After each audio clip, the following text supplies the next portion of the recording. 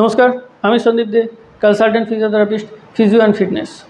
আজকে আমাদের বিষয় হচ্ছে, যদি ইনজুরি হয় বা ব্যথা লাগে তাহলে সেক্ষেত্রে আমরা ঠান্ডা ইউজ করব না গরম ইউজ করব। আমার কাছে বেশিরভাগ পেশেন্টই জিজ্ঞেস করে যে আমার ব্যথা হয়েছে, কোমরে ব্যথা আছে, হাঁটুতে ব্যথা আছে, তো সেখানে আমরা গরম দেবো না ঠান্ডা দেবো। তো এটা শুধুমাত্র আমার পেশেন্ট নয়, সবাইকারই মনে একটাই প্রশ্ন থাকে যে ব্যথা হলে আমরা ঠান্ডা দেবো না গরম দেবো। এ বিষয়ে আলোচনা করার আগে আমি একটা জিনিস বলে নিতে চাই যে যে ব্যথাটা হচ্ছে সেই ব্যথাটা কেন হচ্ছে আগে দেখতে হবে। যে পেন হয় বা যে ইনজুরিটা হয় সেই ইনজুরিকে আমরা সাধারণত দুভাগে ভাগ করি। একটা হচ্ছে অ্যাকিউট ইনজুরি আর একটা হচ্ছে ক্রনিক ইনজুরি। তো অ্যাকিউট ইনজুরি আমরা কাকে বলবো?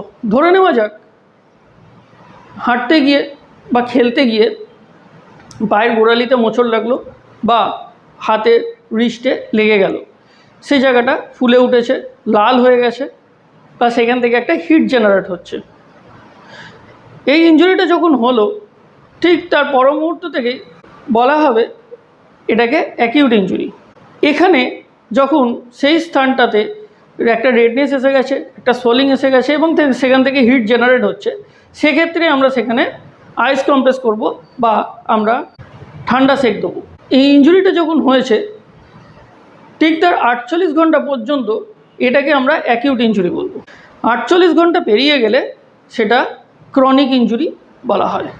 এবার ধরে নেওয়া যাক অনেকের কোমর ব্যথা হয়, হাঁটু ব্যথা হয়, সেক্ষেত্রে সকালবেলা ঘুম থেকে ওঠার পর বিছানা থেকে নামতে গেলে তারা পেন ফিল করে কোমরে বা হাঁটুতে।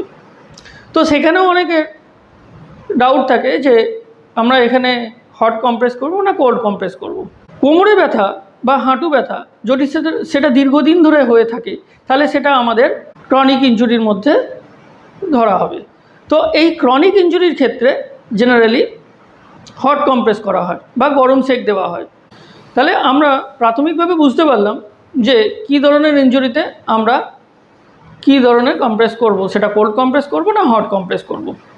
আমি আবারও একবার বলে দিচ্ছি যে যদি অ্যাকিউট ইনজুরি হয় তাহলে সেক্ষেত্রে সবসময় ঠান্ডা সেক করতে হবে।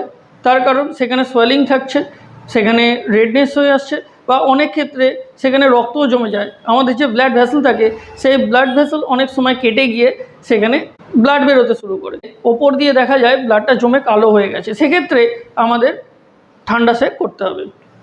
এবার যদি কোনো ইনজুরি দেখা গেল যে 48 ঘন্টার পর পর্যন্ত থেকে গেছে তাহলে সেটাকে আমরা ক্রনিক ইনজুরি হিসেবে ধরে নেবো, যেটা আমি আগেই বললাম। তো সেক্ষেত্রে আমরা গরম সেক করব। এবার আসা যায় যে গরম সেক করার কিছু গুরুত্বপূর্ণ বিষয় রয়েছে, গুরুত্বপূর্ণ জায়গা রয়েছে, যে জায়গাগুলো দেখে আমরা হট কম্প্রেস করতে পারি। হট কম্প্রেস করতে গেলে সাধারণত সব জায়গায় হট কম্প্রেস করা যায় না। আমাদের আগে ডিসাইড করতে হবে সেই পেনটা কী কারণে হচ্ছে। অনেক সময় দেখা যায় যে হয়তো ব্যথা হচ্ছে, সেটা 4 দিন, 5 দিন, 6 দিন বা 1 সপ্তাহ হয়ে গেছে ব্যথাটা রয়েছে, আমরা হয়তো সেক্ষেত্রে গরম সেক করব। কিন্তু এক্ষেত্রে ব্যথাটা কেন হচ্ছে তার নির্দিষ্ট কারণটাকে আমরা খুঁজে বার করতে হবে। সেখানে কোনো টিউমার থাকতে পারে, টিউমারের জন্যও ব্যথা হতে পারে, বা কোনো সমস্যা থেকে যেতে পারে যেখানে তার জন্য হয়তো পেনটা জেনারেট করছে। তো সেই ক্ষেত্রে আমরা ওখানে গরম সেক করতে পারবো না। এটা গেল ফার্স্ট পয়েন্ট। সেকেন্ড পয়েন্ট হচ্ছে গরম সেক কখনোই মাথার ইনজুরির ক্ষেত্রে করা যাবে না। মাথায় যদি চোট লাগে, মাথায় যদি লেগে যায় তাহলে সেক্ষেত্রে সবসময় আইস কম্প্রেস করতে হবে। সেটা 1 দিন, 2 দিন, 3 দিন, 4 দিন, 5 দিনেও যদি ব্যথা না কমে তাহলে সেক্ষেত্রেও আমাদের আইস কম্প্রেস করতে হবে। গরম সেক বুকেতে দেওয়া যাবে না। বুকেতে গরম কেন, ঠান্ডাও দেওয়া যায় না। পেটেতে গরম সেক দেওয়া যায় না।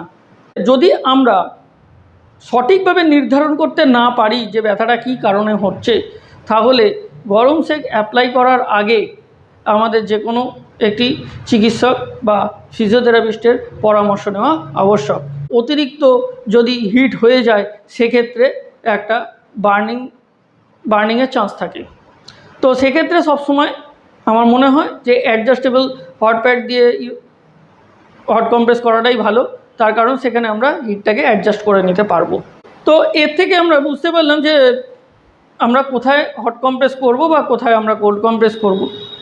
যদি এই বিষয়ে হট কম্প্রেস বা কোল্ড কম্প্রেসের জন্য যদি কোনো সমস্যা থেকে থাকে আপনাদের মনে, বা যদি আরও কোনো আপনাদের মনে কোয়ারিজ থাকে, তাহলে সেক্ষেত্রে ডেসক্রিপশন বক্সে আমার ফোন নাম্বার দেওয়া আছে, আপনারা আমার ফোনেতে কন্ট্যাক্ট করে জিজ্ঞেস করতে পারেন এবং জেনে নিতে পারেন আপনাদের সমস্যার কথাগুলি। আজকে এ পর্যন্তই। সবাই ভালো থাকবেন, সুস্থ থাকবেন। সবাইকে নমস্কার।